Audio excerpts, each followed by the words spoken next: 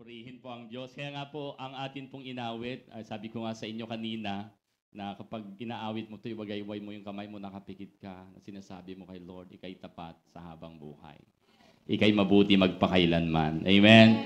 So, palakpakan po natin ang Panginoon. Hallelujah. Tapat po ang Diyos. Hindi po niya pababayaan kailanman. Ano po ang kanyang mga anak. No? Amen. So, glory to God sa buhay ni Sister Paula, Ate Paula, no? Sa ganung mga pagsubok sa buhay, pinapatunayan lang ng Diyos na hindi siya na talaga nagpapabaya, hindi tayo iniiwan, pinapabayaan. Amen. Praise God. Again, mga kapatid, isa pong mapagpalang umaga. Ganon din po sa lahat po ng nanonood po sa ating online, mga kapatid na hindi nakadalo, sa mga iba't ibang kadahilanan. Pagpalain po tayong lahat ng Panginoon. Ito po yung mensahe po ng Diyos sa bawat isa po sa atin. Ano po, na kay Kristo mayroong paglago. Amen? May multiplication. Amen? May kausap po ba ako? Hallelujah. So, ito po yung nilagay po ni Lord sa puso po natin na atin pong magiging series o topic this coming September. This September, actually po, ang bilis ng panahon, no? So, ayan, September, ito po yung atin pong topic na ating tatalakayin, Increase in Christ. Ano po? Hallelujah. Sino po ang naniniwala na kapag kayo po o tayo po ay nakakonekta kay Kristo, ikaw ay lalago? Amen. Ikaw ay talagang mag-i-increase, ano? Magmo-multiply, ano? So, nakita po natin na ito po'y totoo. Bagamat ito'y totoo, maraming mga Kristiyano na minsan tingin po nila sa kanilang buhay parang hindi lumalago. Bakit kaya? Sabi mo kasi katabi, tingin mo sa buhay mo, lumalago ka ba? Okay. Ano po sabi? Tingin mo ba nararanasan mo yung increase? Ano? Sa iyong pagkakaroon ng relasyon kay Kristo. Mayroon bang increase? Buti pa minsan yung mga nagtatrabaho, may increase. Pero kapag yung taong Kristiyano na kay Kristo, walang increase. Nakakalungkot naman, no? Sana wag naman. Amen? Sana wag naman ganon. Kay Kristo may increase, no? Pero titignan natin, baka may mga bara-bara dyan, may mga hadlang po dyan, no? May mga kailangan i-lay down, may mga kailangan tanggalin, no? Para nang sa ganon, tuloy-tuloy yung daloy ng pag-increase natin kay Kristo. Okay? Handa na po ba kayo, mga kapatid? Handa na po ba? So, ito po, ang atin pong makikita po dito ay yung tinatawag po nating, of course, tignan po natin, no? Pag sinabi po natin kasing increase kay Kristo, hindi po ito pag-uusapan natin yung pera, no? Hindi financial matters to. Ayan nyo po, sa susunod, pag-usapan po natin yung biblical financial management, no? Pero, pag sinabi po nating increase in Christ, isang tabi natin yung mga material na bagay. Isang tabi natin muna yung mga tinatawag po natin, kung ano man yung mga meron ka na pwede mong sabihin nating maipagmalaki o pwedeng makita ng mga tao na nandito sa mundo, yung mga na-acquire natin, wag muna yon, no? Amen? Okay, ang atin pong bibigyan ng tuon dito ay yung tinatawag po nating experiencing abundant life. Okay, sabihin mo nga sa iyong katabi, abundant life daw. Okay, so hindi abundant wealth. Hindi abundant in materials. May kausap po. Amen. Hindi abundant doon sa kung ano man yung career. Hindi po. Hindi po yon, kundi yung abundant life. Okay? Ang pag-uusapan po natin. Yan. Yan po yung atin pong titignan. Kaya sa biyaya po ng Panginoon ay iluhod po natin sa Panginoon ang salita po niyang ito at atin pong titignan. Sige po, buksan po natin yung ating Bible, John chapter 10, no? Siguro, ito po yung inyo pong nabasa na, pero titignan po natin, no? John chapter 10, hallelujah, verse 1, simulan ko ng verse 1, pero ang highlights ko po dito, may 3 verse lang. Pero titignan po natin yung kabuuan upang nang sa ganun maintindihan po natin yung context, no? Okay? O malaman po natin yung context. Bakit sinabi po ito at sinulat po ito? Yan. Simulan na po natin. Handa na po ba kayo, mga kapatid? Okay. Verse 1, tandaan ninyo ito, sabi ng Panginoong Hesus. Ang pumapasok sa kulungan ng mga tupa nang hindi sa pinto nagdaraan, kundi umaakyat sa di dapat pagdaanan ay magnanakaw at...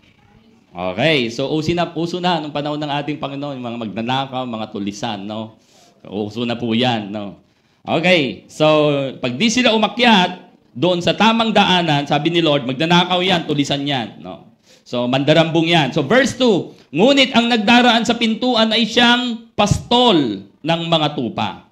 Verse 3, pinapapasok siya ng bantay at pinapakinggan ng mga tupa ang kanyang tinig.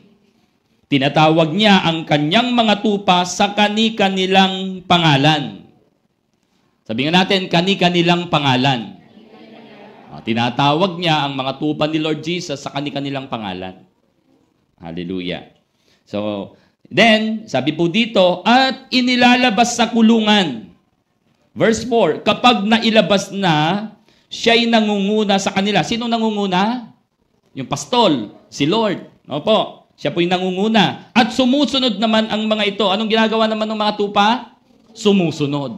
Okay, so ibig sabihin, napakaganda po ng relationship ng shepherd at ng sheep. So verse 5, sabi po din, sumusunod naman ang mga ito sapagkat kilala nila ang kanyang tinig. Bakit daw sila sumusunod, yung mga tupa? Kilala yung tinig ng pastol. Amen? Kaya napaka-importante talaga, even sa buhay po natin, gusto ko lang bigyan ng stop lang tayo. No? Napaka-importante talaga sa isang church, yung relasyon mo sa pastor. Amen. Hindi talaga uubra yung dumadalo ka sa church nang wala kang relasyon sa pastor. Amen. Agree o disagree? O ito, pag-uusapan na natin, sinabi na ng Panginoon eh. Kasi, di po ba? Napaka-importante. Napaka-importante po yon. Para sa akin, napaka-importante po yun. Ewan ko lang po sa inyo. Importante. Okay, importante. Salamat po. Napaka-importante po yun. Tignan po natin. Ang sabi po dito, kapag nailabas na, siya ay nangunguna sa kanila at sumusunod naman ang mga ito sapagkat kilala nila ang kanyang tinig. No? Verse 5, hindi sila susunod sa iba. Okay, kung titignan naman natin ngayon, halimbawa, i-relate natin sa pastor, sa church. No? Ako po, halimbawa, kayo po. No? I-relate natin. So, hindi sila, marami po tayong napapanood ng mga preachers online. Tama po, ano? Hindi po bawal yon. Pwede po kayong manood noon. Pero kapag may mga bagay na napakinggan kayo na para bang it seems like nagbigay sa inyo ng katanungan, na para bang itatanong nyo sa inyong pastor eh. Tama po ba? Pastor, tama po ba yung napakinggan kong ganito? Baka naman ano. Okay? Amen? So, pwede tayong makinig, manood sa mga iba't ibang preachers online. Pero iba pa rin yung mayroon kang relasyon dun sa pastor mo. May kausap po. Oo. Kasi nga, yung pastor po na nilagay ng Panginoon, ako po, ay siyang, sabi po ng Hebrew chapter 13, ang siyang mga, binigyan ni Lord ng authority na watch over your souls. Yung spiritual na buhay. Kaya nga importante yung tinatawag po natin relationship. Nakakonekta ka. Para nababantayan na natitignan yung spiritual na buhay mo. Amen? Natitignan yung paglago mo kung saang area ka sa buhay na kailangan. Kaya nga lang, yun nga po, minsan, nagkakaroon pa rin po tayo ng, yung sabihin nating latak, mayroon pa rin impact yung ating dating buhay. No? Na hindi tayo masyadong nagkakaroon ng pagnanais na magkaroon ng relasyon sa mga spiritual leaders. Kasi nga parang, halimbawa, sa ating kinalakihan, ang hirap iabot kasi nga, di po ba, ang taas yung ating pagtingin sa kanila. Parang hindi sila maabot, no? Parang tingin natin dati, no? Hindi wala tayong masyadong muwang pa, parang banal na banal sila, lalo kapag nagsuot ng, di po ba, puting-puti. Tapos ang ganda ng suot. Kapag tayo po, limbawa, sabihin natin ordinaryong lang tayo, tao, nahihirapan tayong lumapit. Nahihiya tayo, no? Kaya tignan niyo po ang ating Panginoong Yesus, bagamat siya'y Diyos, nagkatawang tao, inabot niya ang tao. Kaya nga, ang ating Panginoon sabi sa kanya ay, kaibigan siya ng mga makasalanan. Hello? Kaibigan. Jesus is the friends of the sinners. Ano ibig sabihin nun? Inaabot niya kahit makasalanan. Okay? Ang mga Pariseyo kasi nung mga panahong yon, inaayawan nila, iniiwan nila ang mga makasalanan. Ayaw nilang makisalamuha sa mga makasalanan. Naglalagay sila ng gap, naglalagay sila ng distance, no? Naglalagay sila ng boundary, no? Okay, so verse 6, sinabi ni Jesus ang paglalarawang ito, ngunit hindi nila maunawaan ang ibig niyang sabihin. Okay. So, figure of speech yung salita ng Panginoon, figurative, and then in-explain niya sa verse 7. Ito na. Okay? Kasi hindi maintindihan ng mga kausap o yung mga nakikinig. Verse 7, kaya't muling sinabi ni Jesus, pakatandaan nyo, ako, sabi niya, ang pintuang dinaraanan ng mga tupa. Sinabi na po niya yan, siya yun. Ano? And then, verse 8, ang mga nauna sa akin ay mga magnanakaw at mga tulisan. Maaring referring sa Old Testament, no? Kasi sa Old Testament time ay winarningan ni Lord yung mga pastol, sa Ezekiel chapter 34 na pinapabayaan nila yung mga tupa na nangangalat, hindi inaalagaan, puro pansarili ang iniisip ng mga pastol na nilagay ng Panginoon. So maaring ito po yung isang tinutukoy, yung mga nauna, no? And besides, itong mga Pharisee. Kasi po, yung context po nito, yung chapter 9, nagpagaling ang Panginoong Jesus ng isang tao, kinundina ng mga religious leader kasi si Lord nagpagaling siya sa araw ng pamamahinga. Instead na matuwa ang mga taong ito kasi si Lord nagpagaling, hindi. Talagang inimbestigahan po nila yung taong bulag na nakakita. Inimbestigahan talaga nila yon hanggang sa umabot sa itakwil na nila ang taong ito, pati yung pamilya, nanganganib na itakwil. Kaya ang sabi ng pamilya ng bulag na pinamulat ni Lord ang kanyang mata, tanungin nyo siya, matanda na siya eh. Parang ito po yung chapter 9, makikita po natin. Kaya even itong mga Pharisee na to, no, na kilalang mga religious leaders ng panahon ng ating Panginoong Jesus, ay maituturing na ito yung pinapasaringan ng ating Panginoon na tinutukoy na magnanakaw at tulisan. Na kung saan, tuwan-tuwa po dapat sila na ang tao lumalaya, ang tao ay maliligtas, lalapit sa Panginoon, pero ayaw nila. Okay? So, ganun po. So, kaya ginastify ni Lord na dapat kong gawin to kasi nga ako yung pastol na nagmamalasakit. Okay? So, kita po natin to, no? And then, verse 9, verse 8, tuloy muna natin, ang mga nauna sa akin ay mga magnanakaw at mga tulisan, ngunit hindi sila pinapakinggan ng mga tupa. Ako, and then binanggit ulit ni Lord, verse 9, ako ang pintuan, no? Ako yung pintuan, at ang sino mang pumapasok sa pamamagitan ko'y maliligtas. Papasok siya at lalabas at makakatagpo ng pastulan. Verse 10, dumarating ang magnanakaw para lamang magnakaw, pumatay, at manira. And then sabi ni Lord, naparito ako upang ang mga tupa ay magkaroon ng buhay na masaganang lubos. Sa English translation, tingnan po natin mamaya. And then verse 11, ako ang mabuting pastol, iniaalay ng mabuting pastol ang kanyang buhay para sa mga tupa. Verse 12, ang upahan ay tumatakas kapag dumarating ang asong gubat, iniiwan niya ang mga tupa, palibhasay, hindi siya pastol at hindi kanya ang mga ito. Kaya sinunggaban ng asong gubat ang mga ito at binulabog. Okay? Verse 13, tumakas siya, palibhasay, upahan lamang at walang malasakit sa mga tupa. Okay, yun po yung salita po ng Panginoon. Manalangin po tayo saglit. Hallelujah, Panginoon, salamat.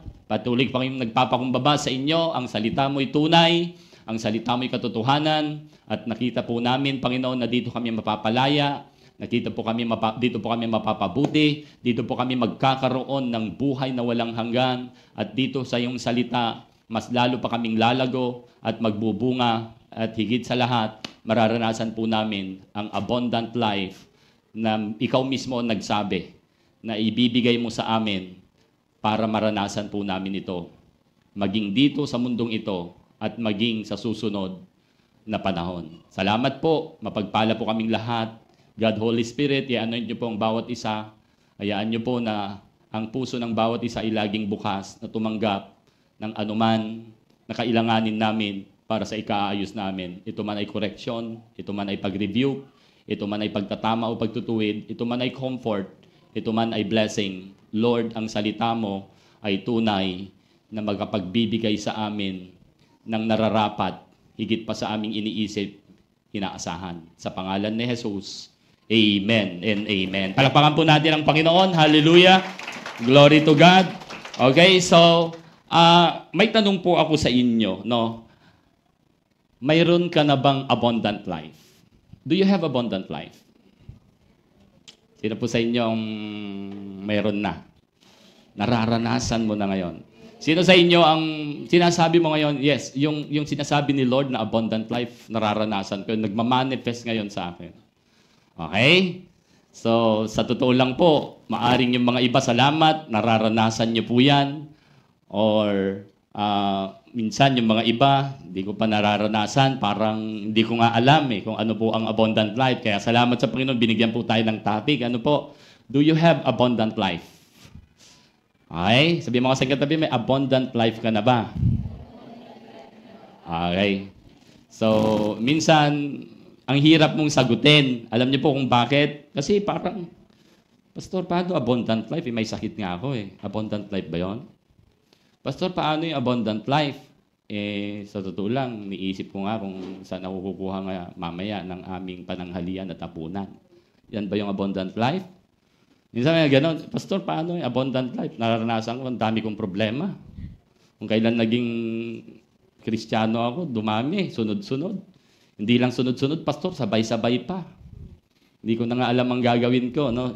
Okay, so, ang hirap, di po ba? Pero again, tulad po ng sinabi ko po sa inyo, na yung abundant life, isang tabi mo kung ano yung nararanasan mo, kung ano yung mga bagay-bagay, material na bagay, isang tabi mo yon. Hindi po. Ang tinutukoy po dito is yung abundant life ay yung life mismo. It's not about the matter, yung mga material na bagay. Hindi yung, halimbawa, salamat sa Panginoon, na yung pangarap mo, halimbawa, maging abogado ka, pangarap mo, naging doktor ka, praise God, no? Pero, hindi po iyon basihan na masabing ikaw ay mayroong abundant life. Halimbawa, may 1 million ka, may building ka, whatsoever naman, hindi po iyon basihan na ikaw ay may abundant life. Amen. May kausap po. So, titignan po natin. So, hanglang po natin. Yes, kung naniwala ka, may abundant life ka, nararanasan mo, praise God. Kung hindi, ito pa, maganda rin po yan. Kasi matutuklasan mo ngayon, malalaman po natin ngayon. Purihin po ang Panginoon. Ito po yung sumunod na aking tanong. Is your understanding of abundant life match with abundant life Jesus was talking about? Doon sa John chapter 10, verse 10. Sabi niya, I have come, no? Yung thief na parito upang magnakaw, pumatay, magwasak. Pero sabi ni Lord, I have come that you may have life. And then sabi doon, life na kung saan, this is abundant life. Abundant life. No? So, ito po yung ating titignan. Baka naman hindi nagmamatch, no? Kaya nga, yung mga iba, yes, nararanasan ko, Pastor, abundant life. Bakit? Sabi niya, alam niyo, minsan may napakinggan po ako may napakinggan po ako. Dati siyang pastor, Baptist, and then naging politician. Ewan ko, kilala niyo po yun. Meron akong napanood na kanyang video na para bang hindi ko nagustuhan. Meron akong nasabi niya, nagsasalita siya, nasabi niya, para bang yung kanyang kalagayan ngayon ay pinagmamalaki niya na sa lahat daw, sabihin natin halimbawa, sa lahat ng kakilala niya o congregation, na ako lang, sabi niya, ang pinaranasan ng Panginoon ng ganitong pagpapala. Parang ating nakaranas nun. Parang gano'n, parang pinagmamayabang niya. Sabi ko, parang hindi okay to. Sabi ko, hindi okay. Pero minsan, yun nga, para bang sa tingin ko, na ano ko lang po yun, pumasok sa isip ko na, siyempre, parang nakarating siya sa political positions, parang gano'n. And then, sabihin natin may mga materials na bagay na talagang andami na sa kanya. Maaring yun ang tinatukoy niyang blessing. Okay? So maari, yun talaga. Kaya lang, alam niyo po, sa totoo lang, lagi ko pong sinasabi po yan. Gusto ko pong, even sa maraming Kristiyano, even Facebook, even sa mga kapastoran, na para bang sa tingin ko, ito medyo naano po ako dito para bang tingin ko, ang kanilang understanding sa blessing ay material na bagay. Yung posisyon, yun pa rin yung parang nakikita ko, hindi naman po lahat, pero maraming mga pastors, maraming mga believers, na yung kanilang understanding doon po sa abundant life or blessing is material. Hello? Hello? Hindi po. Gusto ko pong laging andun yung aking pagnanais na laging makita po natin na yung blessing ay, o di kaya yung tinatawag nating abundant life ay na kay Kristo. Hindi dahil mayaman ka, financially, or whatsoever, hindi po yun. Kundi kay Kristo, yung iyong relasyon kay Kristo. Amen? Yan nga po, abundant life Mamaya makikita po natin, kung yun ang paniniwala at yun ang patuloy na kinikilala ng maraming Kristiyano, na yung abundant life or yung blessing is all about, sabihin nating material, or yung tinatawag nating naging success yung career natin, hindi po yun. Okay? Unang-una, babangga siya sa katuruan ng ating Panginoong Jesus. Babangga yon sa mga nangyari kay Jesus. Babangga yon doon sa mga nangyari sa mga alagad. Okay? Kung ikaw ba ay mabiranggo dahil sa pangangaral mo ng salita ng Diyos, hindi ka na ba mayroong abundant life noon? Sinong nabilanggo? Yung mga apostol. Hello? Amen?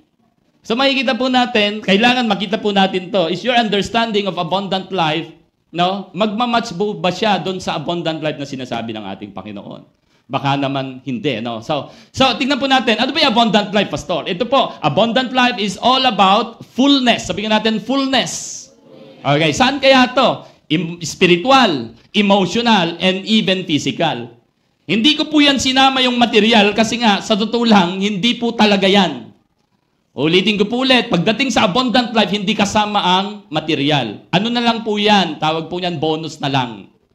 Pero hindi po yan, no? So, amen? Pagdating sa abundant life, it's all about the fullness of life, no? Ito po yung spiritual, ito po yung emotional, ito po yung even physical. Even physical. Amen? May kausap po. Okay, so sabi natin, flourishing, talagang lumalago, nagpo-flourish po siya, rooted in a relationship with, ayun po yun. Yun po yung pinaka-importante po dyan, yung relasyon po natin sa Panginoon. So, it's not just about living longer. Hindi pag sinabing, namuhay ka ng 100 years, 120 years, naranasan niya yung abundant life. Hindi po yung pahabaan ng buhay. Amen? It's all about the purpose of life. Ang haba nga ng buhay mo, wala ka namang naging oras at panahon sa Panginoon. Okay? Umabot ka man ng 100 to 200 years, hindi ka naman ginamit ni Lord. Namuhay ka lang sa pansarili mo. Hello? So, hindi po yun, mga kapatid. So, it's not about living longer or having more. Hindi yan. May kausap, andyan pa. Okay, so, kita po natin, it's about living, better. Hindi yung bitter. Hello? Amen? Ibig sabihin, progressive, may umuunlad, nagiging better, nagiging best, And then, with, yun, may purpose. Amen? May purpose ang buhay. Alam niyo po, itong quotation na ito, ewan ko, alam niyo na po ito, the greatest tragedy in life is not death, but life without purpose. The greatest tragedy in life is not death, but life without purpose. Hello? Amen? And then, sabi dito, tingnan niyo po, purpose and joy. Joy. Life class, kaya bang bilhin ang kagalakan mula sa Diyos? Kaya bang bilhin ng pera? Hindi. So, abundant life yun. Amen? Kaya bang bilhin ng pag-ibig ng Diyos? Hindi. Di po ba? Kapayapaan mula sa Diyos, kaya bang bilhin ng pera? Hindi. Kapag meron ka, abundant life yun. Pero ang dami mong material na bagay, wala kang peace kay Lord, wala kang joy kay Lord, wala. Walang abundant life. Hello? Ito pa maganda. So, may joy that transcend circumstances. Ibig sabihin, kasama yan, kahit na, halimbawa, Pastor, may abundant life ako. Okay? Pastor, wala akong abundant life. Bakit? Kasi ang dami kong circumstances. Hindi, kasama po yan. Pero ang mahalaga, pag may abundant life ka, maraming pagsubok, maraming trouble, maraming testing, pero transcend, ibig sabihin, na-overcome na pagtatagumpayan. Amen! Hallelujah! Palakpakan po natin si Lord. So, yan po, ang abundant life. Sorry, ba't bumalik po? Ayan, balikan natin. Bumalik.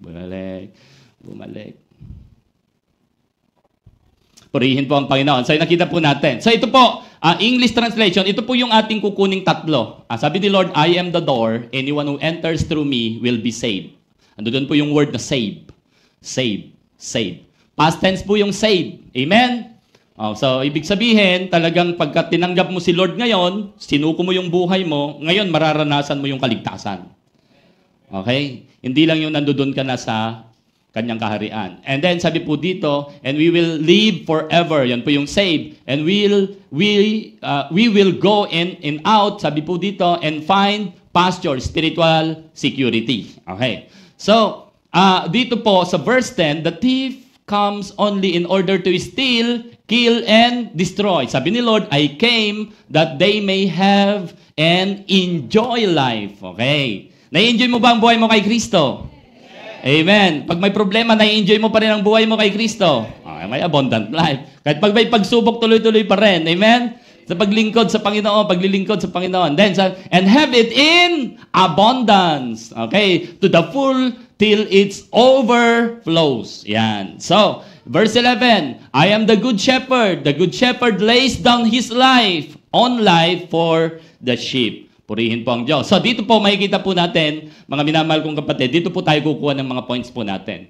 So, makikita po natin yung mapanirang hangarin ng magnanakaw dun sa ating binasa sa verse 10. Ang unang-una, makikita po natin ang purpose ng Satan o ng enemy, no, ay stealing, magnakaw. And nakita ko po sa ating personal na pananaw, kaya ko po nilagay, ang ninanakaw po talaga ng kaaway, personally sa tao, yung kagalakan. May kausap po ako. Yung pagpunta mo dito kapag wala kang kagalakan, kahit nandito ka pag wala kang kagalakan, di ka mag-i-enjoy.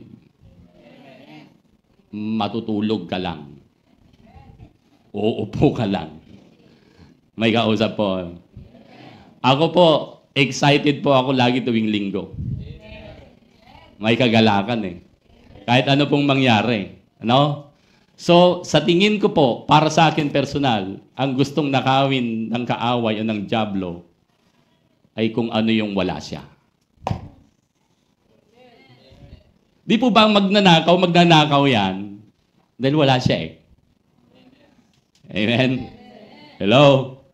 Okay? Di ba? Magnanakaw kasi wala siya eh. Minsan, may mga magnanakaw din, kahit mayroon siya, nanakawan pa rin. Pero, siyempre, sa context po nito, si Satan, wala siyang joy. Amen? Gusto niya magnakaw. No? Stealing joy. Ako po bilang pastor din, hindi na ako makakapagpatuloy pag wala na akong kagalakan sa Diyos. Sa lahat ng ginagawa ko, Bible study, worship, prayer, ano man po yan, kung wala akong kagalakan, hindi ko na gagawin yan. Maaring gawin ko yan, pero ritual na lang. Pero kinalaunan, mababurn out pa rin ako. Amen?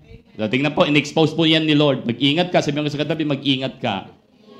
Okay. Ingatan mo yung kagalakan, nakaloob ng Holy Spirit, ubungan ng Holy Spirit sa buhay natin. Okay? Amen? Pangalawa, kita po natin to, yung ano po yung pangalawa? No? Kill. Para sa akin, ang gusto niyang patayin yung pag-asa. Tingnan niyo po ha, kita po natin, kapag ang tao, nawalan na siya ng pag-asa, okay? Hello? Sino po sa inyo minsan dumating sa buhay mo nawalan ka na ng pag-asa? Mayroon na ba dito? So, gusto ko lang malaman kung ano experience. Hindi, dumarating minsan sa buhay natin yung nawalan na tayo ng pag-asa, pero hindi naman kaagad, no?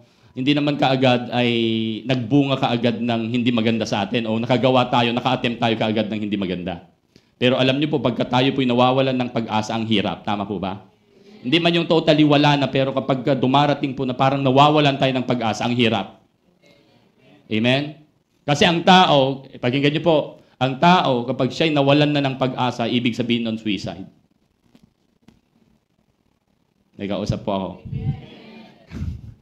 Suicide. Napakalaki yung tendency na siya ay mag-suicide. Ibig sabihin, di man mag-suicide o mag-attempt, parang ang buhay niya patapon na, wala nang silbi, wala nang kwenta, wala nang direksyon. Kaya saan man siya sumuot, okay lang sa kanya. Hello, may kausap po. Buhay siya, hindi siya nagpapakamatay, pero walang direksyon. Kaya, tignan mo yung katabi mo. Okay. May pag-asa pa ba yan? Okay. Mayroon, no? Kasi nasa direksyon ng buhay. Amen? Nasa tamang direksyon, no? Gumaganap siya, nabubuhay siya according to the purpose of God. Okay, killing hope. Hello? May kausap? Okay, naparito ang magnanakaw ay upang magnakaw. Ano nanakawin? Kagalakan.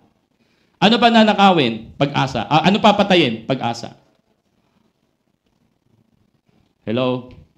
And next, Destroy. Ano ang sisirain? Nakita ko po dito, relasyon. Amen? Relationship. Okay? Destroy yung relationship. Kaya kita po natin ngayon, sa panahon ito, ang daming mga pamilyang wasak. Wala naman po akong ano dyan, pero salamat sa Panginoon, wag po kayong mag-alala. Mamaya makikita po natin si Lord naman. Okay. Okay na. Kaya, hindi ibig sabihin na, Pastor, paano yan? Ako yata tinapatamaan mo, ako yata sinasabihan mo. Biktima ako ng diablo, sira yung relasyon ko. Hindi po. No? Actually po, si Lord, in-expose niya po ito upang makita mo na mayroon ka pang pag-asa. Makita mo na kaya niyang i-restore yung kagalakan mo. Makita mo na kaya niyang i-restore yung relasyon na nasira. Amen! Hallelujah! Okay. Kaya sabihin mo sa iyong katabi, magpatuloy ka. Okay. Okay, huwag kang kumampi dito, no? Yung may hawak niyan. Ang kampihan mo yung may hawak ng tungkod, hindi yung shepherd. May hawak na tungkod si Lord Jesus, the good shepherd. Amen? Yung pastol ng ating buhay. Huwag yung may hawak nito, baka magkamali ka. Baka ito ang kampihan mo, baka ito ang maging alay o kaalyado mo. No? Dapat yung pastol. Yung may ganon, hindi may tulis na ganyan na tatlo, kundi yung paganyan, no? Ano nyo yun? Okay, yun yung tungkod na ganon. Okay, so purihin po natin. So nakita po natin. So, the contrast, nakita po natin, may contrast po yan. The contrast in purpose. Si Lord Jesus came to give. Jesus came to give. Amen? Amen? Satan came to take. Hila natin? Hello? Magnakaw. Si Satan, naparito siya upang magnakaw. Si Lord Jesus, naparito siya upang magbigay. Palakpakan po natin si Lord. Amen? Si Lord, pumunta siya to restore. Andiyan na kanina. Walang joy, wala na. Unti-unti na, naglalaho yung joy, yung hope, o yung relationship broken na. Hindi. May pag-asa. Jesus came to restore. Papasukin mo lang, si Lord, tanggapin mo, aayusin niya yan, ire-restore po niya yan. May kausap po. Naniniwala po ba kayo na kayang i-restore ni Lord anuman yung kalagayan o sitwasyon na nangyari sa buhay mo? Amen. Mangyayari po yan. So si Satan came to destroy. Kita niyo ba? Contrast. Yung purpose. Actually po sa ibang translation, may purpose. Ang ginamit po purpose. Okay? So, Jesus served, Satan wants to be served. Naparito ang Panginoon upang maglingkod, pero si Satan, naparito siya upang gusto niya paglingkuran ng tao. May kausap po ako. Gusto niya sambahin siya ng tao. Maliwanag po yun nung tinukso po niya ang ating Panginoong Yesus. Sabi, kita mo yan, kita mo yan, kita mo yan. Ikot, no? Paligid, mga material na bagay, nagagandahang mga building, sabihin natin, mga ganyan. So sabi, alam niyo po, sabi ng kaaway, yan lahat yan, ninakaw ko yan. Hindi niya sinabing ninakaw. May kausap. Ano sabi? Kita mo yan? Lahat sa akin binigay yan. Sino nagbigay? Tao. Yung authority na binigay ng Diyos kay Adan at Eva, tao, binigay kay Satan. Dahil ang tao, ang may kapamahalaan, may kapangyarihan, may authority sa lahat ng nilikha ng Diyos sa daigdig, pero nung nagkasala, bumitaw. Nawala. Kaya si Lord Jesus, naparito ako upang i-restore yung binigay ko. Palakpakan mo ang Panginoon. Hallelujah. Hallelujah. Amen? Sabi mo kasing katabi, restore ka na ba? Restore ka na ba? Praise God. So kapag na-restore ka, magsiserve ka. Kausap po, mag-serve ka na. Sabi mo kasing katabi, mag-serve ka na. Okay. Hindi yung ikaw ang paglingkuran. Ikaw at ako'y maglilingkod. Hallelujah. So kita niyo po yung purpose ng Panginoon. So it's contrast. Si Satan gusto niya, no? Gusto niya, maglingkod kayo sa akin. Gusto niya mag-bow down ang tao. Okay? Gusto niya na paglingkuran siya ng tao. Okay? So, ingat, kapag na kay Kristo ka, hindi ka pwedeng manakawan ng dyablo. Pwede ka minsan maisahan, pwede kang papaintulot ni Lord John, pero naniniwala ako, mapagtatagumpayan. Amen. Hallelujah. So, next, tingnan naman natin how abundant life works. No? Paano ba mag-works yung abundant life? Of course, doon sa context natin pong binasa, abundant life works through Christ, the gate of our life. He is the gate of our life. Amen? So kita nyo po, sa buhay po ng tao, sabi mo nga sa iyong katabi, alam mo ba, yung law of life. Okay. Pag sinabi po natin, ang buhay may batas. May batas ang buhay. Kaya kailangan malaman mo to, yung batas ng buhay. Ano yung batas ng buhay? Walang anumang nag-i-exist, walang anumang nagpapangsyon na mula sa akin at para sa iba. Yan yung batas ng buhay. Sabihin mo sa iyong sarili, walang anuman na nag-i-exist o nagmumula sa akin at maging para sa iba. Anong ibig sabihin mo? Sabihin mo sa iyong katabi, channel ka lamang. Ano ibig sabihin ng channel? Daluyan ka lang, dinadaanan ka lang. Dinadaanan din ako. Ibig sabihin, lahat ng meron ako, hindi akin. Amen? May pinagmulan. Iyan ang batas ng buhay. Amen? Okay, itong hininga mo at hininga ko, may pinagmulan. Kapag huminto na magbigay, yung pinagmulan, hihinto ka. Hihinto ako. Amen? Kasi ang batas ng buhay, walang nag-i-exist na mula sa akin at sa iyo. Wala ka ring pwedeng ibigay sa iba na galing sa iyo. Yung ibinibigay mo sa iba, may pinanggalingan. Channel lang tayo. That's the law of life. So, naintindihan po natin. Sabihin mo sa iyong katabi, huwag maging madamot. Kasi hindi atin. Katiwala lang ho tayo. Maraming mga tao tumatanggap, pero yung kanilang tinatanggap, ginagawa nilang pagmamay-ari nila. Hello? So, ibig sabihin, ano pong ibig sabihin po nun? Christ is the gate of life. Yung susi, kung paano mag-flow, mag-works yung abundant life sa buhay mo at sa buhay ko, mayroong pinagmulan. Pag sinabi po nating gate, ang implication po niyan, halimbawa po, eto po yan, pinto o gate. So, andito po punong-puno po ng blessing. Pag hindi yan bubuksan ni Lord, walang dadaloy sa tao. May kausap po. Ibig sabihin, yan, sabi po ng Panginoon, Christ is the gate of life. Okay? So, dito po, tignan po natin. Sabi ni Lord, I am the door. Anyone who enters through me will be saved. So again, pinag-uusapan po natin ito, yung buhay. Buhay. Imagine mo, si Lord Jesus, andito sa gate. Okay? Sabihin natin ito, punong-puno ito ng buhay. Siya yung buhay. Walang dadaloy na buhay pag hindi niya bubuksan. Walang kaligtasan sa tao kung hindi magbubukas ang Panginoon. He is the source of abundant life. Kaya sabi ni Lord, I am the door. Anyone who enters through me will be saved and will live forever. And will go in and out, sabi diyan, and find pastures. Amen? That's the way na mag-flow ang abundant life. Hawak, control, si Lord Jesus ang gate. Amen. Parihin po ang Panginoon. Next, Christ is the giver of life. Sabi ni Lord Jesus, naparito ako upang ang mga tupa ay bigyan ng buhay. Tanong, bakit ka bibigyan ni Lord ng buhay? May buhay ka na.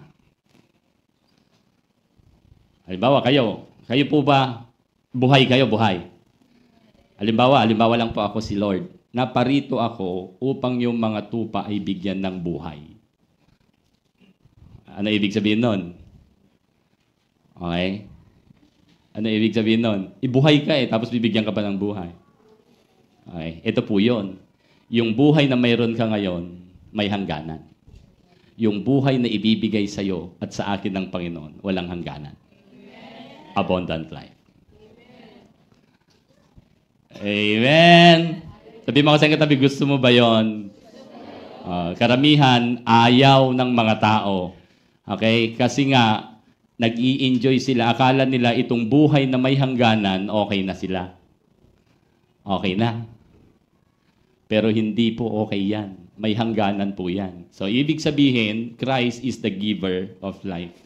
Sabi po niya, the thief comes only in order to steal, kill, and destroy. Sabi po niya, I came that they may have life and enjoy life. Yung life na mayroon tayo ngayon without Christ, hindi mo kailanman mai-enjoy yan. Sasabihin ko po sa inyo yan.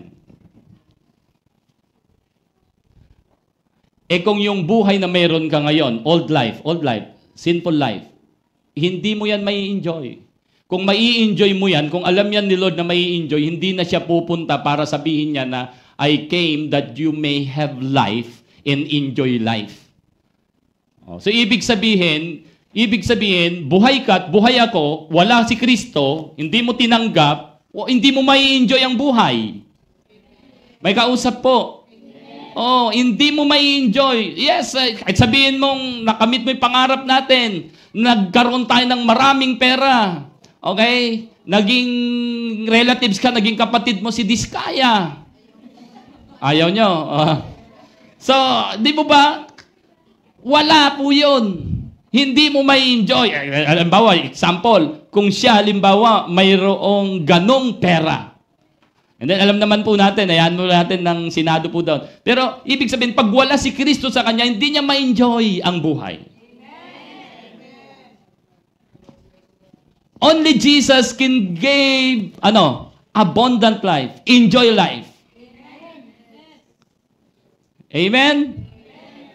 Kaya nga po, sabi po diyan, and enjoy life and have in it and eat in abundance to the full till it overflows. Purihin po ang Panginoon. Number 3, how abundant life works. Christ is a good shepherd of life. Amen? Kapag si Kristo ang shepherd, pastol ng buhay mo, meron kang abundant life. Mai-enjoy mo ang buhay. Pero pag walang nagpapastol sa'yo, hindi mo mai-enjoy. Amen. Imagine mo, tingnan niyo po ako, imagine niyo po, tupa ka. Ako pastol. Ginaid kita palabas sa pastulan. Iniwan kita. Tingnan niyo po, i-picture niyo po yung maraming tupa, iniwan ng kanyang pastol. Yan niyo po. Meron ka kayang peace? Wala. Wala kang peace. Kasi wala yung pastol. Wala kang peace kasi anytime pwede kang atakihin ng mga lobo. Wala kang peace. Sino sa inyo, halimbawa, nandito ka. Okay, naalala mo, nandito ka. Ay, di ko yata napatay yung kalan bukas. May peace ka? Wala. Wala. Iisipin mo yun. Ang iisipin, masunog yung bahay namin. Lumabas ka ngayon sa bahay nyo. Ang yaman mo, dami mong mga pera sa bahay. Nakalimutan mong ilak yung pinto. Naalala mo ngayon. Andito ka. May peace ka? Wala. Wala. Kasi iisipin mo eh. Amen? Hello? Amen? Ikaw, halimbawa, tupa ka ng Panginoon. Nasa pastulan. Ando doon yung tupa nagbabantay. May kapayapaan? Meron. Andito tayo sa mundo. Bat-bat ng kahirapan, kaguluhan, ang daming mga taong masasama. Amen? In fact, huwag na tayong lalayo. Naparito ang dyablo upang nakawan ka. Patayin, wasakin. Pero may good shepherd ka. May peace, wala. Amen. Palakpakan natin ang Panginoon. Hallelujah. Yan po yung dahilan kahit yan, may mga pagsubok, may mga sakit minsan, may mga dumarating sa kawalan, dumarating sa anumang testing, may peace. Bakit? May good shepherd tayo. My good shepherd. Hallelujah. Amen. Purihin po ang Panginoon. Christ is a good shepherd. Ganyan po yung taong mayroon pong abundant life. Meron siyang gate of life. Amen? Meron siyang giver of life. Meron siyang good shepherd sa kanyang buhay. Hallelujah. Purihin po ang Panginoon. Sabi ni Lord Jesus, I am the good shepherd. The good shepherd lays down his life, on life, for the sheep. Yun po yung pinaka-core value ng abundant life. The life of Jesus Himself. Pakinggan niyo po. The life of Jesus Himself is with you. Is in you. Yan ang pinaka-core. Yan yung pinakabuod ng abundant life. Yung buhay ni Kristo nasa atin. Nasa iyo. Kaya alisin mo yung buhay ni Kristo sa iyo, kahit anuman ang meron ka sa mundong ito, hindi ka mag-i-enjoy sa buhay. Wala kang abundant life. Sabi mo sa katabi, mapalad ka, kapatid. Amen? Experience the abundant life. Amen? Hallelujah. So, principle of increase. How to experience abundant life? How to experience abundant life. Gusto mo bang maranasan ng abundant life? Nakita na po natin how it works. Of course, it works only through Christ. Without Christ, wala na. Pero siyempre, may function si Lord na nakita po natin dun sa context. Ano po? Siya po yung Siya po yung gate ng buhay. Amen? Ano man yung meron ka, galing sa Kanya. Pag huminto yun, hihinto ka na. Amen? At minsan, humihinto kapag ka natatanggap mo, hindi mo binibigay. Humihinto yun. May kausap po ako? Amen. Ang purpose, ang ganda po nung sabi ni Ate Gwen din sa offering, Ganda po, sa offering. Sino pong nakaalala nun? Ang sabi ng Panginoon, na magagawa ng Diyos na pasaganain kayo sa lahat ng bagay. Upang ano yung purpose? Upang yumaman ka? Hindi. Upang may magamit kayo sa pagkakawang gawa. Hello? Kasi nga, uulitin ko po ulit, ang law of life, batas ng buhay, para bang may entrance, may exit.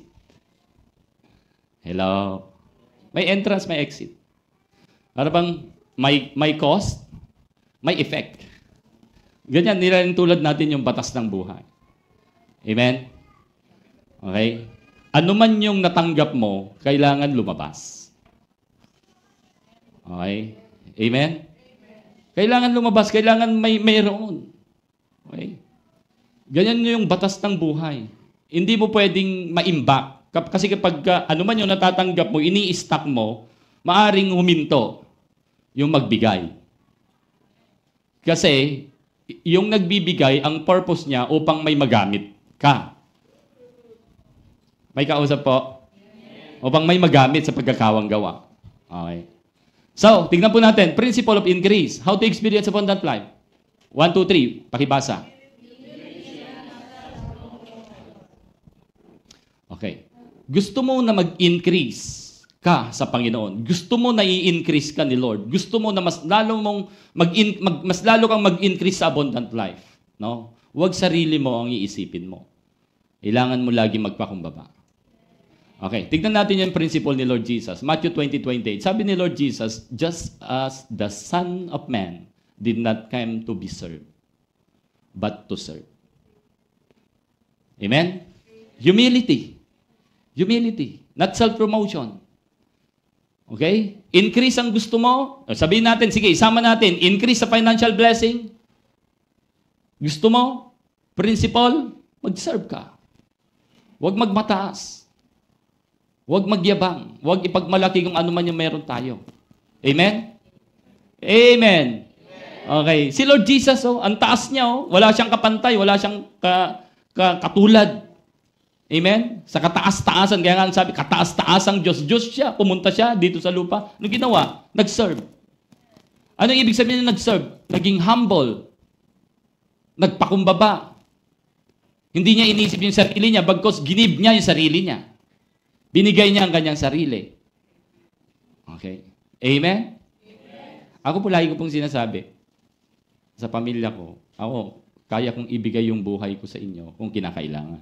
Pero wag sana, palagay ko hindi papahintulot ni Lord kasi may Savior tayo. Pero at least sinasabi ko na I'm willing to give up my life kung kinakailangan. Hello? Amen. So, mayroon na rin po ba kayong pinagsabihan yan? Wala pa. Okay. Bale, okay na. Okay lang yun. Okay, makita po natin, tingnan niyo po, but to serve and to give His life as a ransom for many. So, nakita ko pong principle, ano po, if you want to experience abundant life, humility, not self-promotion. Kasi sa sarili mo, hindi ka talaga mag-i-enjoy. Hindi mo talaga may enjoy yung buhay mo. Tignan niyo po, no? Tignan niyo po, pag nagbigay ka, ang saya mo. Pero kapag madamot ka, ang lungkot mo. Medyo. Amen? Sino sa inyo nakaranas pag nagbibigay, tuwan-tuwa ka? Amen. Excited ka pa nga eh. May kausap, excited ka pa. Amen? Excited ka pa. Na ano? Halimbawa, may binigyan ka. Sabi ni Lord kasi, bigyan mo. Sabi ni Lord, anak, nabibless ako doon, i-bless mo. O di, pag binigyan mo, okay, tuwan-tuwa ka. Kasi nagbigay ka. Sumunod ka sa Panginoon.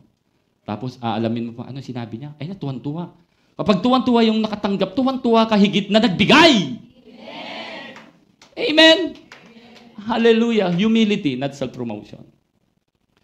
Sa buhay mo, tignan mo rin yung pagkakataon na, Lord, sa araw na ito, sa buwang ito, mayroon ka, parang may mission ka rin na bigyan niyo po ako ng taong i-bless ko rin. Kasi naniniwala ako, binibless mo ako. Kaya Lord, ituro niyo po yung mga tao, yung tao na i-bless ko rin. Na maging, channel ka eh. Di ba channel tayo? Amen? Amen? Wala tayong pagmamay-ari. Ang nagmamay-ari ng lahat si Lord. Si Lord nagbibigay. Siya yung gate, siya yung giver. Amen? Kung ano yung binigay sa'yo, i-release mo. Okay? Subukan mong kumain ng isang buwan at di ka nagpopo. Tignan nyo, tawanan kayo. Subukan mo lang, pero huwag mo nang subukan. Sigurado, hindi ka tatagal, no? Di po ba? Kasi nga may entry, kailangan may exit. Law of life, batas ng buhay yan. Kaya pag wala kang nilalabas o sinishare, di ka nagiging masaya. Ang nangyayari, nagiging makasarili ka, self-promotion. Hindi ka mag-i-increase. Sabihin mo, Pastor, hindi totoo yan, nag-increase ako. Hindi ka masaya. Kahit sabihin mong nag-i-increase ka, pero hindi ka masaya. Okay. Wala na yata kayo. Andiyan pa po ba kayo? Amen. Humility. Gusto mo, humility ang susi. Okay. Amen? Diyan po kayo isang verse. And Jesus increased in wisdom and stature and favor with God. Favor with God. Bakit? Nag-serve siya eh. Bakit nag-increase ang Panginoon? Nag-serve siya. Ang purpose niya is to serve. Mag-i-increase siya. Saan siya nag-increase? Wealth? No. Wisdom. Hello?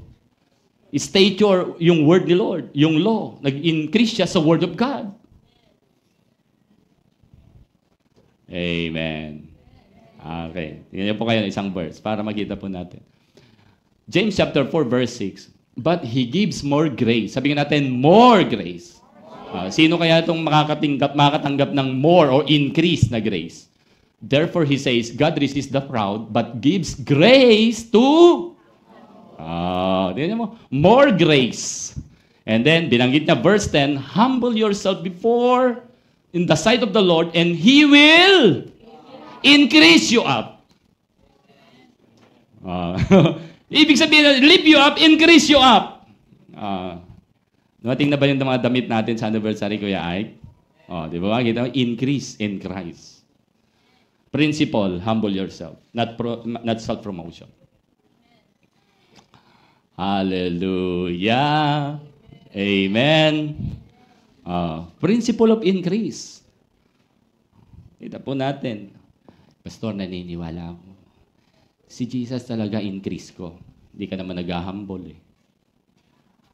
Sarili mo naman iniisip mo eh. Wala. Walang increase. Amen. Hallelujah. Purihin ng Panginoon. Hallelujah. Okay. Next, tignan po natin to. Principle of increase. Number 2, giving more is to receive more.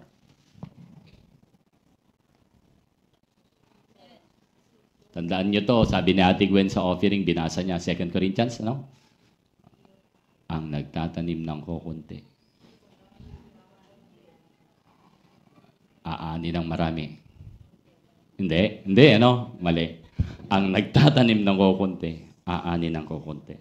Ang nagtatanim o nagbibigay ng marami, aani ng marami. Principle of increase.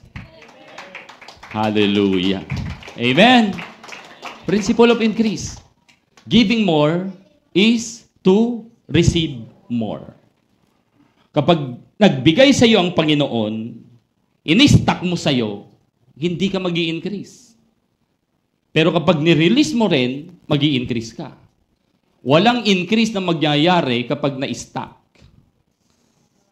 Amen? Pag in-stack mo yan, walang increase na mangyayari. Kaya tignan niyo po yung mga businessman, kuha po tayo ng mga lesson. Yung mga pera nila, hindi nila iniipon sa bangko. Ini-invest nila. Pinapalabas nila. Kasi doon may increase. Sa bangko, wala. Mayroon man pero konti lang. Sila ang makikinabang doon sa pera. Yung mga bangko. Amen? Okay. Tignan po natin yung verse na to. Sabi po dito, just as the Son, ulitin natin, just as the Son of Man did not come to be served. Ito, kinuha ko yung highlights dito. And sabi diyan, but to serve and gave His life. Tingnan niyo po yung word. For, as a ransom for, yung many, magiging money. Di ba? Pag money ang tinanim mo, money aanihin mo. Pag mabuti ang tinanim mo, mabuti aanihin mo. Oh. Hello? Amen? Si Lord, nagtanim buhay, dumami ang buhay. Yung may buhay na walang hanggan.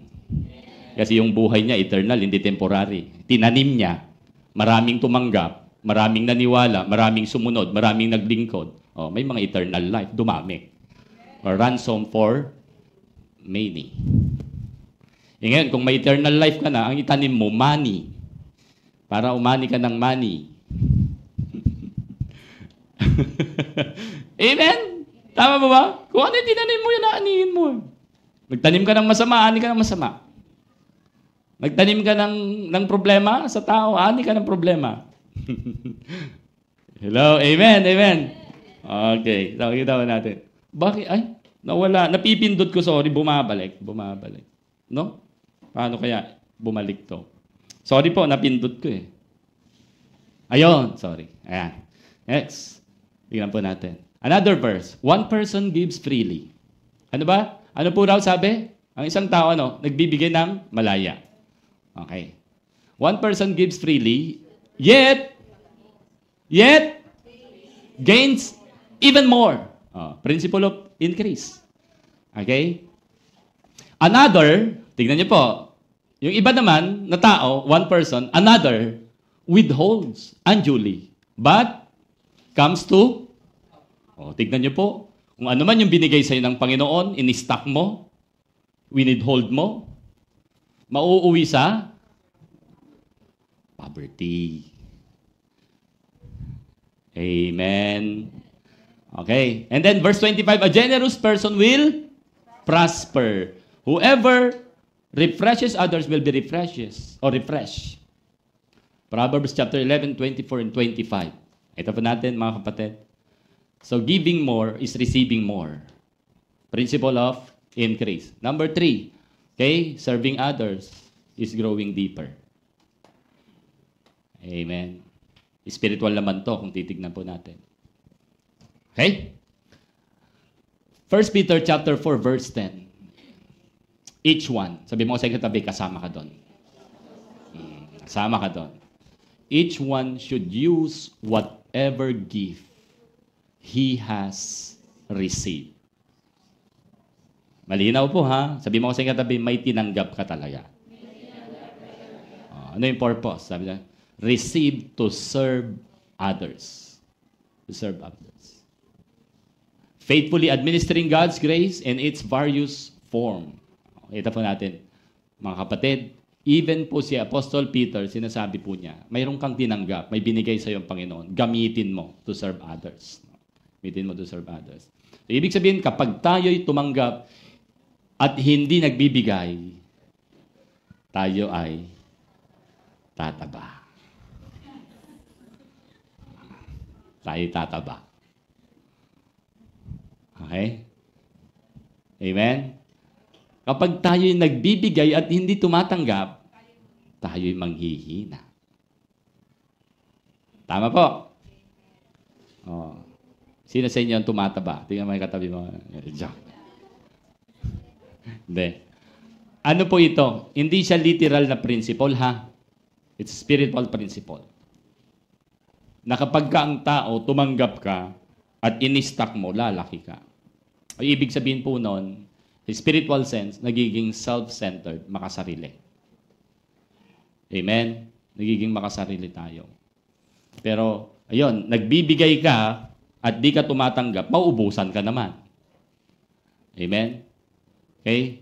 Pero, alam po natin, sa principle ng Diyos, kapag ka ikaw ay nagbibigay, bibigyan ka ni Lord, tatanggap ka. Amen? Purihin po ang Panginoon. Hallelujah. So, abundant life is not just about a promise. It's a decision that we need to experience.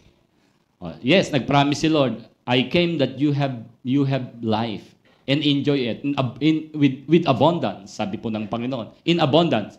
So, promise yun ni Lord. So, kailangan mo mag-decide. Tama. Kailangan mo mag-decide.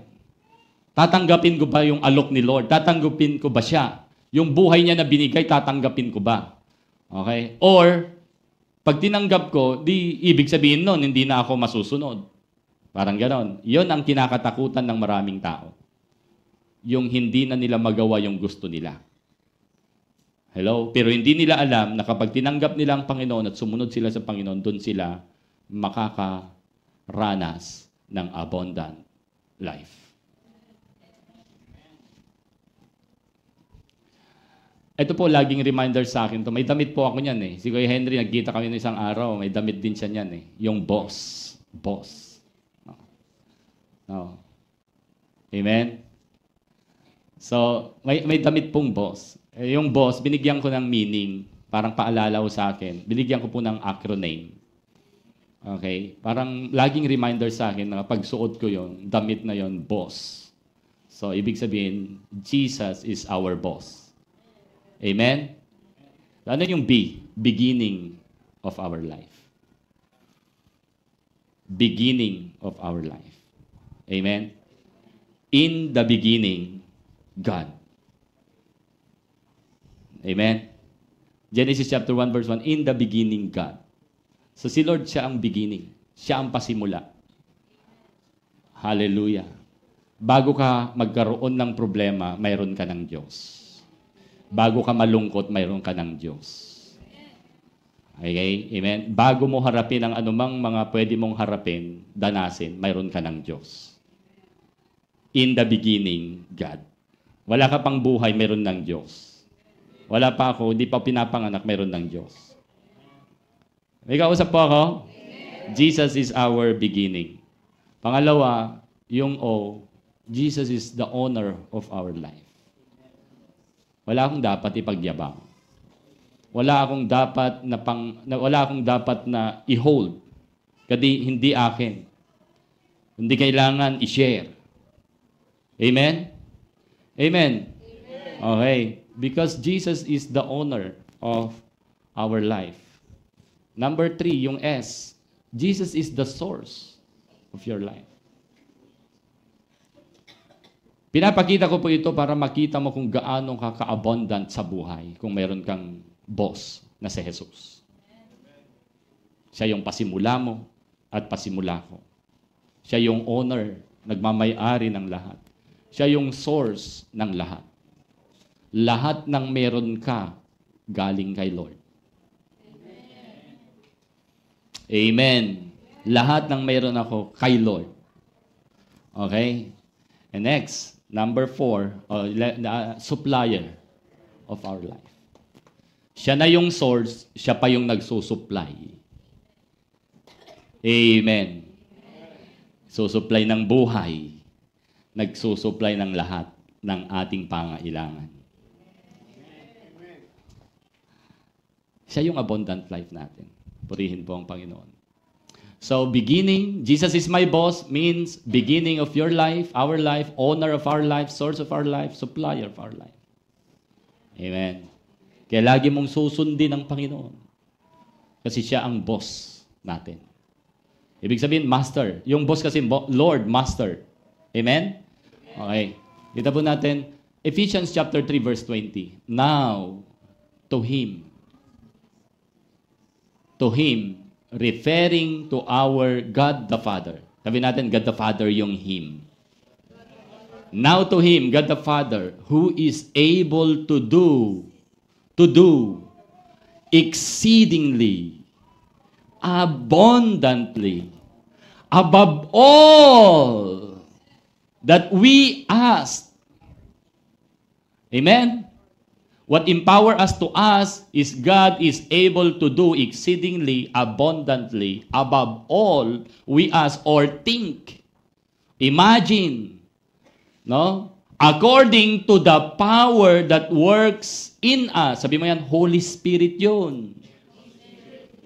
Yung Him, God the Father. Yung power that works in us. Holy Spirit yun. Amen. Hallelujah. And then, kita po natin, okay? Kaya, makikita mo, na maging sa buhay mo, na-overcome mo ang anumang mga struggles o testing sa buhay. Because there is power that works in you. Amen? Kapag wala yan, wala na. Kita po natin, that's abundant life is a powerful life. Amen? Powerful life. Victorious life, ang abundant life na binigay ni Lord. Tandaan niyo po, mga kapatid, hindi mag-o-offer ni Lord, hindi siya mag-o-offer sa buhay mo at sa buhay ko ng pang-survival lang. Ang ini-offer ni Lord ay pang-eternal. Amen? Na hindi pwedeng daigin ng anumang mga pagsubok na pwede mong madaanan, pwede kong daanan.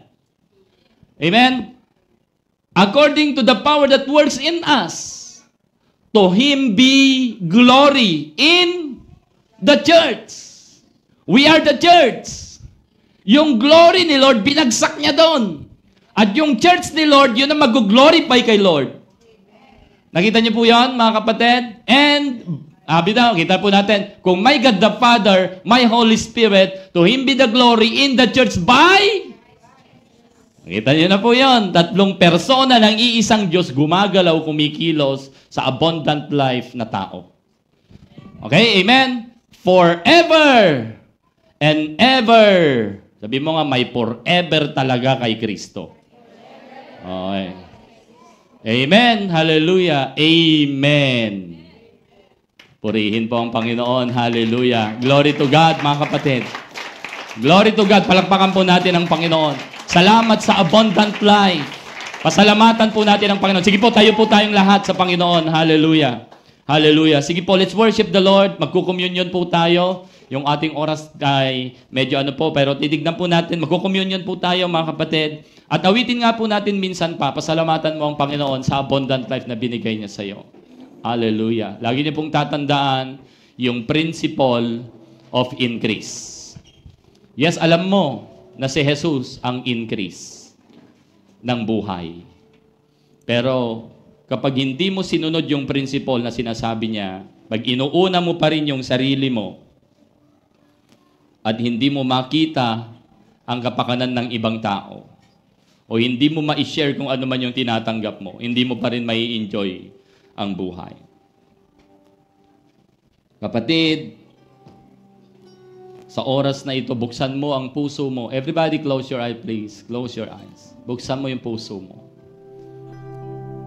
Nais ng Diyos na ikaw ay pasaganain.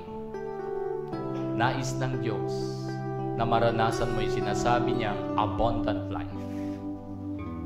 Hallelujah. At hindi po natin matatagpuan dito sa mundo.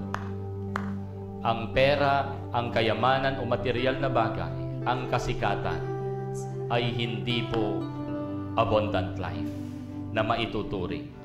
Ang abundant life ay si Kristo, ang kanyang buhay.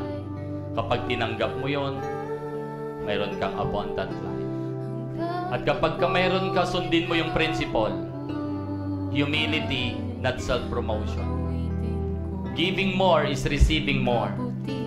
Hallelujah. Yes, hallelujah. And serving others. Serving others will give you deeper growth in your spiritual life. Sige po, pasalamatan po natin ang Panginoon. Lahat ng nakaranas, nakatanggap ng abundant life. Sa pangalan na Jesus, dumating man yung poverty sa buhay, pero magtatrabaho. Ang kapangyarihan ng Diyos na nasa iyo, iaahon niya tayo sa kahirapan. Dumating man sa buhay mo, kapatid, ang sakit at karamdaman, the power of the Holy Spirit that works in you, bibigyan ka ng kagalingan, tanggapin mo sa pangalan ni Jesus. Hallelujah. Panginoon, maraming salamat. Totoo ka sa iyong salita. Hayaan niyo po sa oras na ito na mag-manifest muli, mahayag muli ang aming Panginoong Jesus sa aming kalagitnaan, sa aming mga buhay, na patuloy nagkikilos, magtatrabaho ang kapangyarihan ng Espiritu Santo sa lahat ng pangailangan, sa lahat ng kahilingan, sa anumang sitwasyon na mayroon kami. Kung nandito ka ngayon, kapatid, tanggapin mo. Tanggapin mo na sabi ni Lord, I have come to give you life in its abundance. Kapag nandito ka, Lord, I receive, naniniwala ako na yung sitwasyong nararanasan ko ngayon, bahagi ito ng pagkatawag sa akin, pero mananaig ang abundant life na matatanggap ko o tinanggap ko mula sa iyo. Gagaling ako, lalakas ako, magagamit ang buhay ko, maglilingkod ako, magpapatuloy ako dahil mayroon ka laging binibigay na pag-asa, mayroon ka laging binibigay na kagalakan, lalo na mayroon ka laging binibigay na buhay. Kapatid, sa oras na ito, mapalakas ka sa mensahe ng Panginoon, mapalakas ka sa kapangyarihan ng Diyos. Pamahamon ka na ikaw ay maglingkod, na ikaw ay magbigay, na ikaw ay magamit. Hallelujah, Jesus. Ika'y mabuti magpakailanman, hanggat ako ay nabubuhay. Sige po, pag-distribute po. Hallelujah. Ang atin pong tinapay at saro, habang inaawit po natin, inaawitan natin ang ating Panginoon. Sige po, huwag niyo munang kakainin, huwag niyo munang iinumin. Sabay-sabay po tayo. Hintayin niyo po yung aking hudyat. At ako ay nabubuhay, awitin ko. Sige po, pasalamatan po natin ang Panginoon habang dinidistribute po ng mga ushers natin ang tinapay at ang saro. Dahil tayo po ngayon ay magsama-sama sa pagkainan ng Panginoon. Hallelujah! Ika'y mabuti magpakailanman. Oh, napakasarap, Panginoon. Hallelujah! Aawitin ko ang kabutihan ng Diyos. Come on, sing it together. Worship together. Ika'y tapat sa habang buhay. Hallelujah, Lord. Ika'y mabuti magpakailanman, hanggat ako'y nabubuhay. Aawitin ko. Kailan mo hindi nagbabago? Hallelujah, yes, Lord. Kailan may di nagbabago ang kabutihan mo. Yes, kailan ang kabutihan mo. Buong buhay at iaalay ko lahat para sa'yo. Glory! Kailan may di magbabago ang kabutihan mo. Ika'y tapat. Hallelujah, Jesus. Hallelujah, Lord. Kailan may di magbabago ang kabutihan mo. Buong buhay ay iaalay ko lahat para sa'yo. Kailan may di magbabago ang kabutihan. Ika'y tapat. Hallelujah. Ika'y tapat sa habang buhay. Wala na pong iba kaming pag-asa, Panginoon. Ika'y mabuti magpakailanman. Wala na po kaming ibang inaasahan sa buhay. Wala na po ibang pinakamahalaga sa aming buhay. Alam namin ang katotohanan. Darating ang panahon na kami aalis sa mundong to. Pero salamat, hindi kalugihan ang aming pag-alis, kundi malaking kagalakan. Dahil makakapiling ka namin, makakasama namin magpakailanman. Ang Diyos na aming pinagmulan, ang Diyos na pinaka-makapangyarihan. Kaya sa oras na ito, minsan pa, Panginoon, iparanas nyo, ibuhos nyo, bigyan nyo ng katugunan ng panalangin ng bawat isa.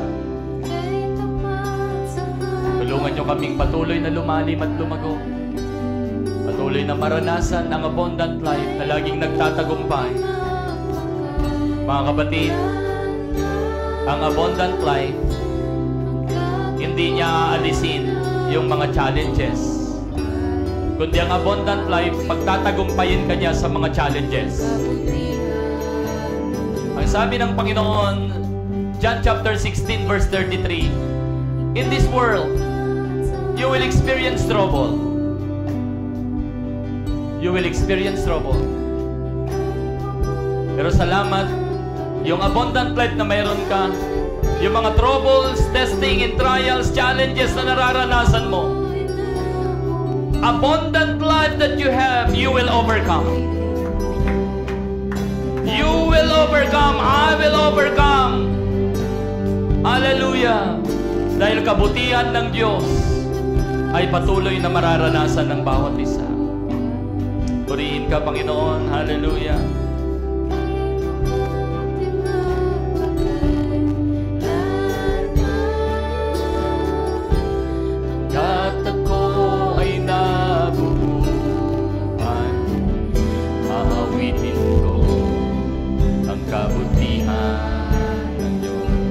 Panginoon, maraming salamat sa pagkakataong ito.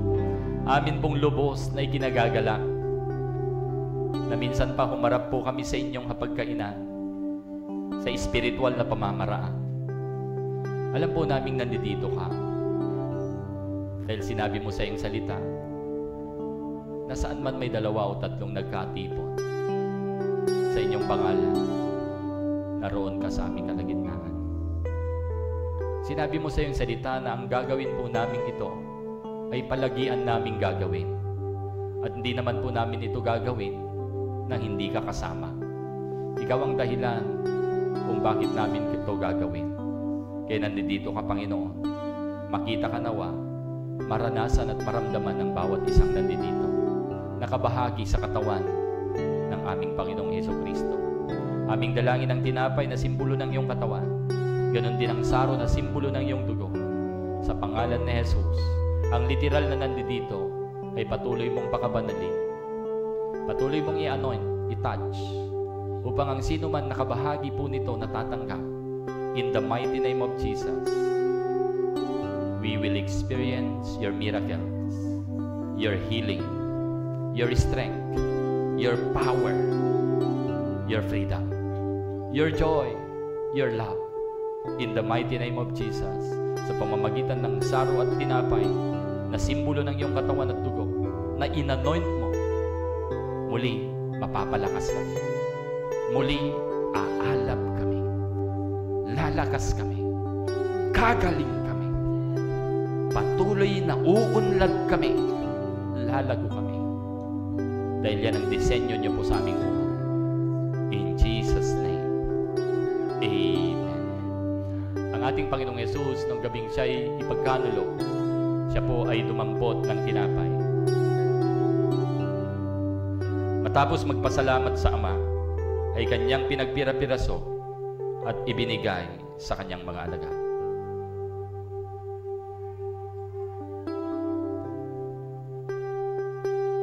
At ang sabi ng ating Panginoon, ito ang aking katawan na ibinibigay ko para sa inyo. Sa tuwing ito ay inyong kakainin, gawin nga ninyo ito bilang pag-alala sa akin. Mga minamahal na kapatid, kainin po natin ang tinapay na simbolo ng katawan ng ating Panginoong Jesus.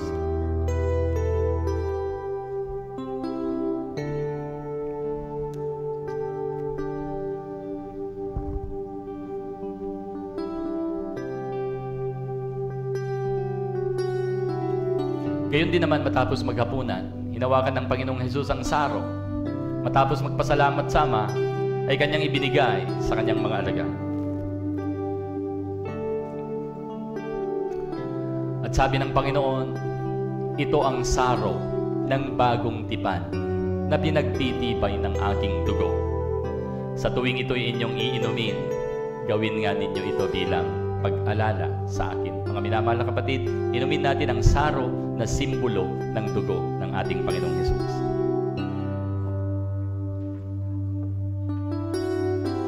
You have abundant life in Christ. Through His blood, through His wound, you have been healed. I pray and I declare increase over your life in the mighty name of Jesus, because Christ is in you. The Holy Spirit is in us. He will work according to His purpose and plan. In the mighty name of Jesus, come on, sing it to the Lord.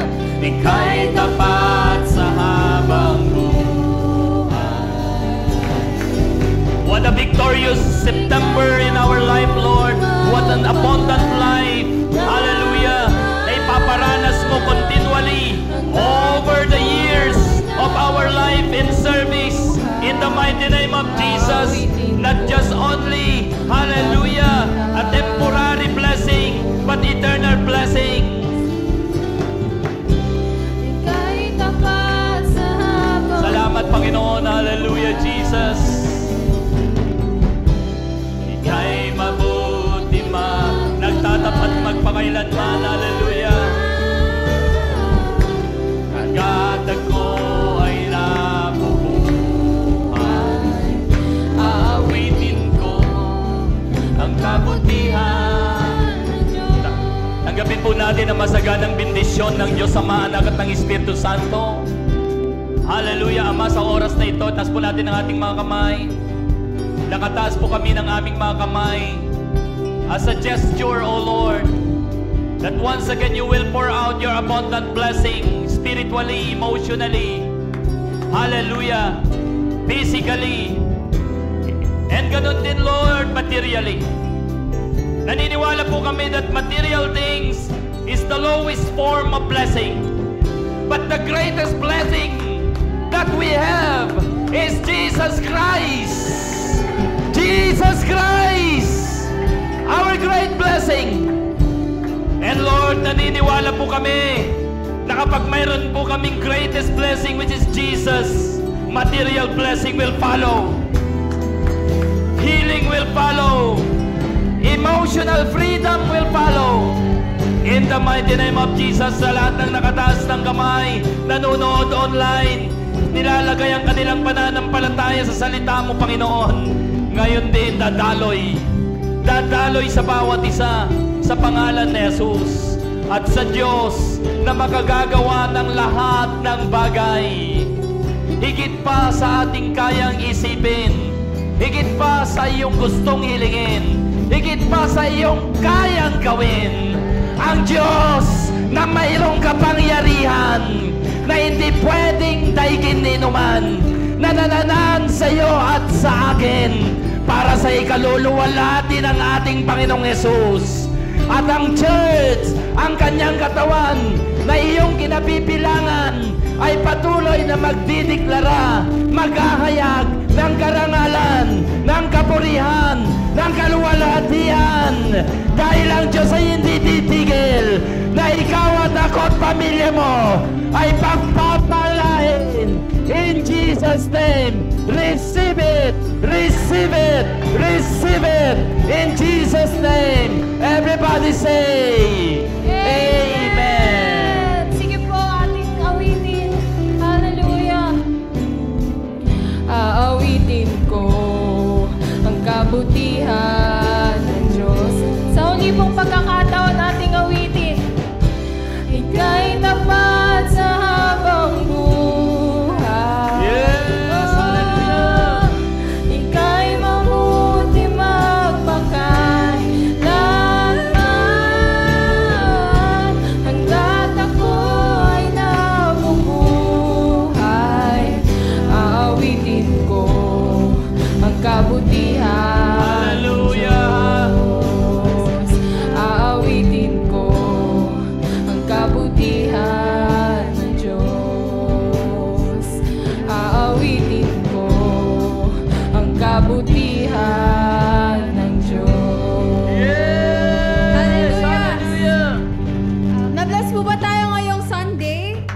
Amen. So ngayon po, mag-victory worship na tayo. So inaanyahan ko po kayo na umikot po tayo, batiin po natin yung ating mga kapatid sa pananampalataya, babae sa babae, magyakapan po tayo, lalaki sa lalaki, magyakapan po tayo.